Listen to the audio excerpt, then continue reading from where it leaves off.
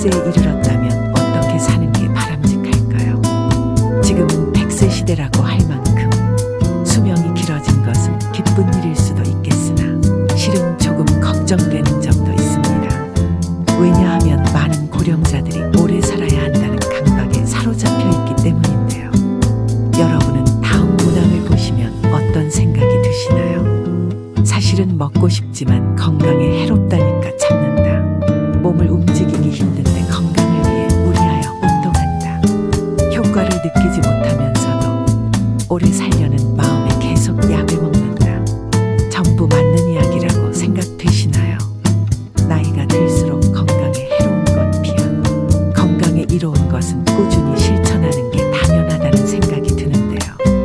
하지만 건강을 위해 했던 이러한 일들이 80세가 넘은 사람이라면 전부 자제할 필요도 무리할 필요도 없다고 합니다. 그래서 오늘은 우리의 일반적인 상식과는 다른 이야기를 해보려고 합니다.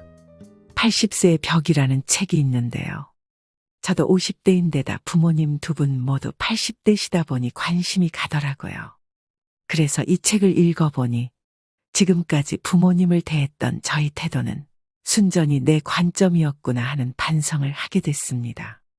또 일반적으로 알고 있었던 상식을 뒤집는 부분들이 많아서 앞으로 노후를 생각해야 되는 우리 50대, 60대 분들에게도 도움이 되겠구나 싶어 이 책을 소개해드립니다. 현재 남성의 평균 수명은 82세, 여성은 88세입니다. 이 평균 수명은 앞으로 점점 더 증가해서 인생 100년, 100세에 가까워질 것입니다. 그렇지만 아무리 오래 살 수 있다고 해도 건강 수명이 늘지 않으면 누군가의 손길을 필요로 하거나 침대에서 생활해야 하는 기간만 길어질 뿐입니다. 그 기간은 현재 남성이 9년, 여성이 12년입니다. 건강하지 못해도 오래 살고 싶다라고 생각하는 사람도 있을 테지만 가능하면 힘차고 건강하게 살아야 됩니다. 80세 이후는 70대와는 완전히 다릅니다. 어제까지 가능했던 일이 오늘은 안 되는 상황을 수없이 맞닥뜨립니다. 컨디션 난조를 겪는 일도 잦아집니다. 무거워서 드는 것조차 못하게 되는 암담한 순간을 맞게 되는 나이입니다. 또 치매인가 라는 생각에 자신감을 잃는 일도 있을 겁니다. 리모컨을 어디에 뒀는지 기억조차 없는 당황한 상황을 자주 겪기도 하는데요. 배우자나 가까운 사람의 죽음을 경험하면서 하루아침에 고독이나 절망에 사로잡힐지도 모릅니다. 순식간에 생로병사의 거대한 벽이 거친 파도처럼 덮쳐오는 것이죠. 이처럼 80세의 거대한 벽을 제대로 넘지 못하면 노년의 생활은 말 그대로 지옥이 되는 건데요. 반대로 말하면 우리가 이 80세의 벽을 잘 넘게 되면 행복한 20년의 노후를 보낼 수 있다는 얘기이기도 합니다. 여러분은 행복한 노후와 불행한 노후, 어느 쪽을 선택하시겠습니까? 오늘은 이 책을 바탕으로 80세의 벽을 잘 넘는 방법을 6가지로 나눠서 소개해드리겠습니다. 80세의 벽을 넘어서는 방법 첫 번째, 자식보다 배우자가 낫다. 나이 들어 함께 여생을 보내고 싶은 누군가가 생긴다면 재혼도 행복의 선택지 가운데 하나가 될 수 있는데요. 하지만 재산이 있는 부모라면 자녀들이 재혼을 반대하고 재산이 없는 부모라면 자녀들이 축복한다고 합니다. 왜 그럴까요? 재산이 있으면 어차피 상대방의 목적은 재산이니까라며 자신에게 돌아올 유산의 몫이 줄기 때문에 반대하고 반대로 재산이 없으면 좋은 사람을 만나서 참 다행이에요. 외롭지 않고 행복한 노후를 보낼 수 있겠어요라고 한다고 합니다. 하지만 머릿속 한구석에는 부모님의 돌봄을 기대하는 계산도 들어있기 때문이죠. 70대 전반까지는 재혼이사가 있으면 자녀들을 설득해서 재혼하는 사람도 많지만 이처럼 80대가 되면 자녀들의 반대에 꺾이는 사람이 늘어납니다. 그래서 결국 재혼을 포기하고 외롭게 지내다가 노쇠해져서 돌봄을 받으며 생활하게 되죠. 그렇다고 재혼은 반대라고 했던 자녀가 돌봄을 책임지는 것도 아닙니다. 나이 들어서 병들고 아프면 자식들은 소용없고 결국 배우자밖에 없습니다. 실제로 어떤 연구에 따르면 60대 이상을 대상으로 조사한 결과 배우자와 함께 하는 사람들이 가장 행복감을 느끼고 삶에 더 많은 가치를 부여하며 살고 있다고 하는데요. 그래서 아무리 자식이 효도를 한다고 해도 배우자만 못하다는 겁니다. 내가 외롭고 아플 때 옆에서 지켜주는 사람은 배우자지. 가까이 살아도 쉽게 얼굴도 안 보여주는 자식들이 아니라는 겁니다. 몸이 아파서 급하게 보호자와 동행해서 병원을 방문해야 되는 일이라도 생긴다면 매번 자식들에게 부탁하기도 눈치 보입니다. 또 멀리 살고 있다면 급한 일이 있을 때 큰 힘이 못 됩니다. 미운정 고운정으로 같이 살고 있는 배우자만큼 남은 인생의 소중한 동반자는 없다는 얘기입니다. 그러니 배우자가 살아있을 때 서로에게 최선을 다하며 지내야 합니다. 만약 여러분에게 물려줄 정도의 자산이 있다고 하더라도 추억을 만드는 데 쓰거나 자기 행복을 위해 쓰도록 해야 됩니다. 80세가 넘은 고령자는 지금 당장 병이 들고 움직이지 못하게 된다 해도 전혀 이상할 것이 없습니다. 내일 죽게 될지도 모를 일입니다. 그러니 후회 없는 시간을 보내야 합니다. 물론 자녀를 위해 재산을 남기는 그 자체에서 행복감을 느끼시는 분들도 있으실 겁니다. 하지만 노후의 최고 자산은 추억입니다. 서서히 몸이 약해지고 행동 반경이 좁아지다가 결국 마지막에는 침대에서 보내는 날이 많아집니다. 이때 버팀목이 되어주는 것이 바로 그때 참 즐거웠는데라는 추억들입니다. 재산을 자녀에게 남기기 위해 자신이 하고 싶은 일을 참는 것만큼은 절대 하지 말아야 합니다. 80세의 벽을 넘어서는 방법 두 번째, 할 수 있는 일은 포기하지 않는다. 이제 80세가 됐으니 무리하지 말아야지 하면서 그동안 해왔던 일들을 그만두시는 분들이 많습니다. 하지만 가지고 있는 능력을 유지하는 것은 80세의 벽을 넘기 위해 꼭 필요한 자세인데요. 스스로 할 수 있는 일들을 제대로 안 하고 멈추는 순간 순식간에 늙고 세상과 이별할 수 있습니다. 그래서 80대가 돼도 운전면허증을 반납하지 마시고 운전이 가능하면 계속 하시라고 권해드립니다. 고령자는 인지기능이 저하되어 운전하면 위험하다라고 단정짓는 행위는 완벽한 차별이라고 생각되는데요. 20살 대학생이 고급 외제차를 타고 고속도로를 폭주하다가 사망사고를 내면 큰 뉴스거리가 되지 않지만 여든의 남성이 경자동차로 아내를 병원에 데리고 가다가 사고를 내면 비난을 받습니다.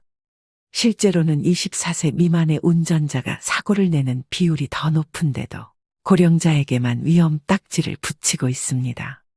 80대가 교통사고를 내면 언론에서는 큰일이라는 식으로 기사를 냅니다. 이러한 사회 분위기와 더불어 나이 들어 운전면허증을 자진 반납하면 지원금을 주는 제도가 있다 보니 면허증을 반납하시는 분들이 많습니다. 하지만 아직 충분히 운전을 할 수 있는데도 허둥지둥 면허를 반납할 필요는 없습니다. 반납해버리고 나면 6년 후에 돌봄을 받게 될 위험이 2.2배나 증가한다고 하는데요. 이처럼 건강을 위해서라도 가능하다면 운전을 계속 하셔야 됩니다. 운전뿐만 아니라 80대에도 배우고 싶은 것이 있다면 적극적으로 배우셔야 하고요. 건강한 노후 생활을 보내는 가장 중요한 방법 중 하나가 노후에도 배움을 지속하는 건데요. 80세가 넘었다고 집에만 계시는 것은 수명을 단축시키는 가장 안 좋은 방법입니다. 마음 맞는 친구를 만나든 취미 생활을 즐기시든 무언가에 흥미를 가지고 몰두하시는 것이 좋습니다.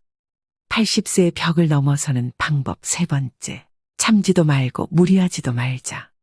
80세가 넘어 사망한 사람을 부검하면 대부분 몸에서는 암이, 뇌에서는 알츠하이머 병변이 발견된다고 합니다. 하지만 생전에 이러한 사실을 몰랐던 사람도 적지 않습니다.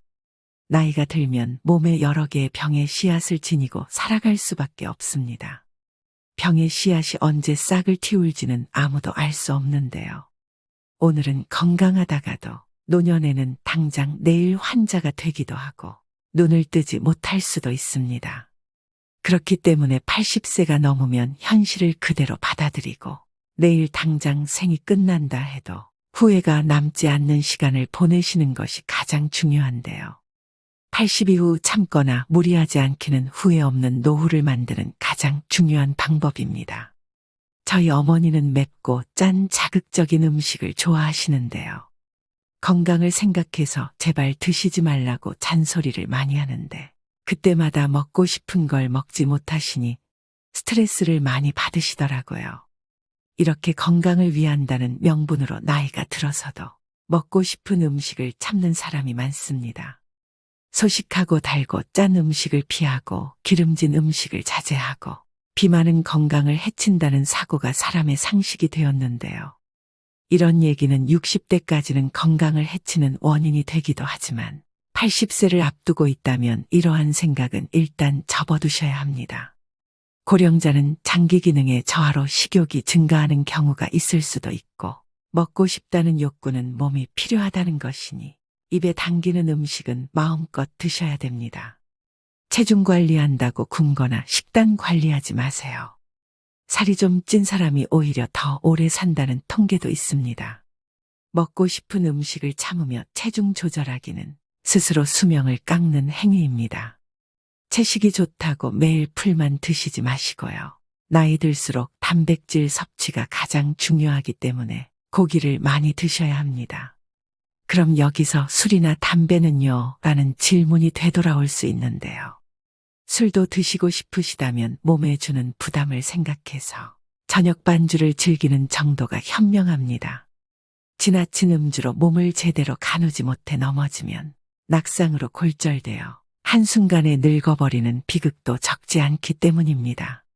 또 의외라고 생각할지 모르지만 담배의 폐해는 나이가 들수록 줄어드는데요. 실제 흡연으로 단명하게 된 사람은 고령이 되기 전에 사망하기 때문입니다. 즉 담배를 계속 피웠는데도 80세까지 산 사람은 앞으로 금연하든 흡연하든 수명에는 큰 차이가 없다는 뜻입니다. 또 80대를 목전에 두고 운동을 열심히 하는 것도 아무런 도움이 되지 않습니다. 오히려 무리해서 운동하다 체내에 활성산소가 만들어지게 되면 노화를 촉진할 수도 있는데요. 80세 이후에는 그냥 30분 정도의 가벼운 산책 정도면 충분합니다. 80세의 벽을 넘어서는 방법 네 번째, 건강검진을 받지 말자. 지금 80대는 건강검진 초기 세대로 건강검진을 절대시하는 경향이 있습니다. 물론 건강검진은 60대 정도까지는 큰 도움이 되겠지만 80세가 넘은 고령자에게는 그다지 도움되는 것이 없습니다. 80대를 목전에 두고 건강검진을 받아보면 정상으로 나오는 수치보다 비정상으로 나오는 수치가 더 많은 것이 일반적입니다. 건강검진에서 정상 수치라는 것은 평균치에 가깝다는 얘기입니다. 비정상 수치는 그 범위를 넘어 지나치게 높거나 낮은 사람을 말합니다. 수치는 본래 사람마다 다릅니다. 우리가 이 평균의 함정에 빠져서 사는데요. 체질이나 환경에 따라서도 다르고 나이에 따라서도 다르며 체형이나 생활 습관에 따라서도 다릅니다. 어디까지가 정상이고 어디까지가 비정상인가가 문제가 아니라 정상치라도 병에 걸리는 사람이 있고 비정상치라도 병에 걸리지 않는 사람이 있다는 겁니다. 80세가 넘어서도 문제없이 사는 사람은 그 자체가 건강하다는 증거입니다. 다시 말해서 정상이라는 증거죠. 그런데 의사가 환자를 보지 않고 수치만 보고서 진단을 내린다면 어떻게 될까요? 정상치에 맞추도록 약을 처방한다면 답은 명확합니다. 환자는 지금의 건강과 기력을 잃게 됩니다. 몸 상태가 그 수술을 견딜 만큼 건강하지 않은 상태에서 수술을 하니 암세포는 없앴더라도 건강이 나빠져서 그때부터 누워서만 지내게 되는 거죠. 특히 80세가 지난 고령자는 수술할 필요가 없습니다. 나이가 들면 들수록 암은 진행이 느려지고 쉽게 전이되지 않기 때문입니다. 그렇기 때문에 허투루 손떼기보다는 지켜보는 편이 낫습니다. 사실 발견하지 못했을 뿐 훨씬 이전부터 암을 지닌 채 살아왔고 앞으로 서서히 진행되겠지만 한순간에 나빠지는 일은 거의 없기 때문입니다. 아시다시피 암 치료는 간단하지 않습니다. 수술이든 화학치료든 몸에 심각한 부담을 줄 수밖에 없는데요. 체력이 크게 떨어지는 80세 이상의 고령자는 평소 생활로 되돌아가지 못할 확률이 높다는 걸 명심하셔야 됩니다. 80세의 벽을 넘어서는 방법 5번째. 자기와 맞는 의사를 찾자. 80세의 벽을 넘으려면 얼마나 좋은 의사를 선택하고 얼마나 좋은 관계를 유지하느냐가 관건입니다. 그렇다면 어떤 의사를 선택해야 할까요? 좋은 의사를 구별하는 가장 손쉬운 방법은 약에 관해 이야기를 나누어 보는 것입니다. 본래 약은 몸 상태를 좋게 하는 것이 목적인데 처방해준 약을 먹고 몸 상태가 나빠진 것 같다고 해도 이건 좋은 약이니까 혹은 약을 끊고 죽고 싶나요라는 식의 태도를 보이는 의사라면 그 병원은 그만 다니는 편이 낫습니다. 교과서적인 수치와 검사 결과만 믿고 환자 개인이 느끼는 몸 상태는 생각하지 않는 건데요. 제대로 된 의사라면 다른 약으로 바꾸든 양을 줄이든 식의 후속 조치를 취하게 될 것입니다. 만약 그런 의사라면 좋은 주치의가 될 수 있습니다. 환자를 잘 섬기는 의사, 환자들의 말을 다 들어주는 의사는 좋은 의사라 볼 수 있습니다. 환자가 말할 때 차트나 들여다보고 환자가 묻는 질문에 마지못해 몇 마디 대답해주는 의사는 결코 좋은 의사가 아닙니다. 또 환자의 눈높이에서 환자가 궁금해하는 것을 성의껏 잘 설명해주는 친절한 의사인지도 확인해 보셔야 합니다. 자기 환자를 끝까지 책임지는 의사의 자세가 무엇보다 중요합니다. 투병이 시작되면 의사, 환자, 보호자는 2인 삼각 경기를 하는 것처럼 서로 발을 묶고 완치를 향해 전진하는 관계가 됩니다. 그 중에서도 의사가 나 몰라라 하면 환자와 보호자는 절망하게 되겠죠. 이처럼 80대가 되면 나와 잘 맞는 의사를 찾는 것이 무엇보다 중요합니다. 내가 보내고 싶어하는 노후를 이해하고 거기에 맞는 방향으로 움직여주는 의사를 만나야 하는 거죠. 수술을 원하지 않는데 수술밖에 방법이 없다고 딱 잘라서 이야기하는 것은 의사 같지 않은 의사입니다. 진료 받을 때마다 불편함을 느끼게 하거나 심리적 피로감이 들게 하는 의사라면 궁합이 맞지 않다는 뜻입니다. 나와 맞지 않는 의사에게 진찰받는 것은 말년에 지옥행 버스에 오르는 격이죠. 80세를 맞이하는 고령자에게 병원과 의사는 매우 가까운 존재입니다. 소중한 내 몸을 믿고 맡길 수 있는 의사를 만나는 것은 행운이라고 할 수 있습니다. 그렇기 때문에 조금 더 젊은 50대, 60대부터 이 병원, 저 병원 다니면서 널리 알려진 명의보다 나만의 명의를 찾는 일이 중요합니다. 80세의 벽을 넘어서는 방법 6번째. 약은 최소한으로 먹자. 나이 들수록 여기저기 안 아픈 곳이 없는데요. 그러면 병원 진료도 장기별로 과마다 진료를 받게 됩니다. 여러 과를 돌면서 진료를 받게 되면 문제는 많은 양의 약으로 드러납니다. 예를 들면 검사 결과 혈압이 높다며 순환기내과에서 혈압 강화제를 처방합니다. 거기다 혈당치가 높다는 사실을 알게 되면 내분비내과에서도 약을 주게 되는데요. 각기 다른 전문의에게 약을 처방받았더니 다량의 약을 복용해야 하는 상황이 심심찮게 생깁니다. 또 약의 종류가 많아질수록 중복약을 처방받을 확률도 높습니다. 예를 들어 소화 기능이 떨어지는 경우에는 약의 위장을 보호해주는 위장약이 들어가는데 다른 목적으로 처방된 약들을 함께 복용하게 될 때 위장약이 포함되어 있으면 중복으로 복용하게 되는 셈입니다. 위장약은 위산 분비를 억제해 약을 복용할 때 속쓰림 등을 방지해주지만 과도하게 섭취할 경우에는 장염이나 폐렴 위험이 커집니다. 또 순환기 전문의가 진료를 하고 나서 높은 콜레스테롤 수치를 약으로 낮추면 면역 기능이 저하되고 암이 진행되기 쉬우면서 감기나 독감에도 쉽게 걸립니다. 혈관계 이상으로 죽는 게 아니라 암이 진행되거나 폐렴으로 죽게 될 수 있는 거죠.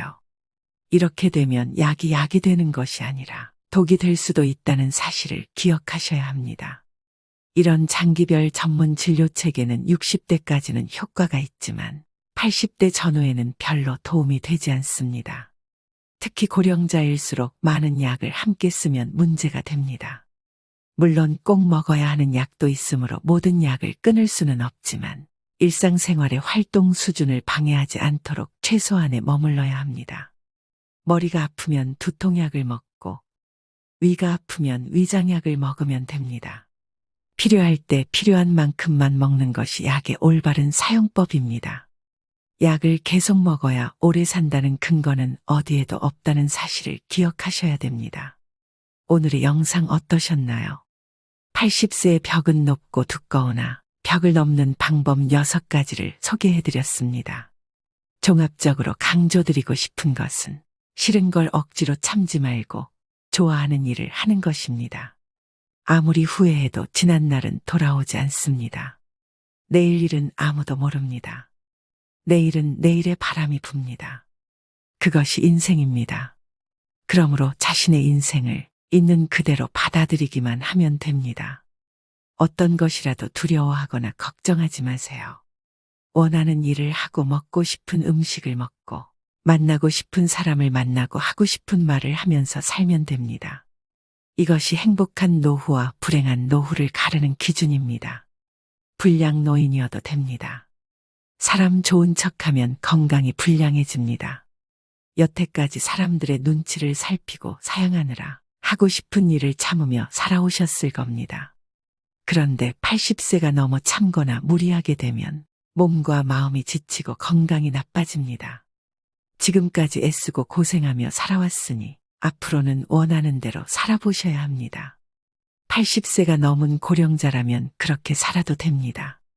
인생에는 다양한 의미의 오르막과 내리막이 있지만 오르막에서도 내리막에서도 행복은 생각하기 나름입니다. 행복이란 무엇인가에 대한 답은 사람마다 다르겠지만 최고의 행복은 다름 아닌 즐기는 능력이 아닐까 싶습니다. 즐길 수 있어야 진정한 100세 인생입니다. 80세의 벽을 넘어서 앞으로 20년 하루하루 새로운 도전을 즐기셨으면 좋겠습니다. 오늘도 노후의 지혜와 함께 해주셔서 감사드립니다. 황금빛으로 무르익어가는 여러분의 지혜로운 인생을 언제나 응원합니다.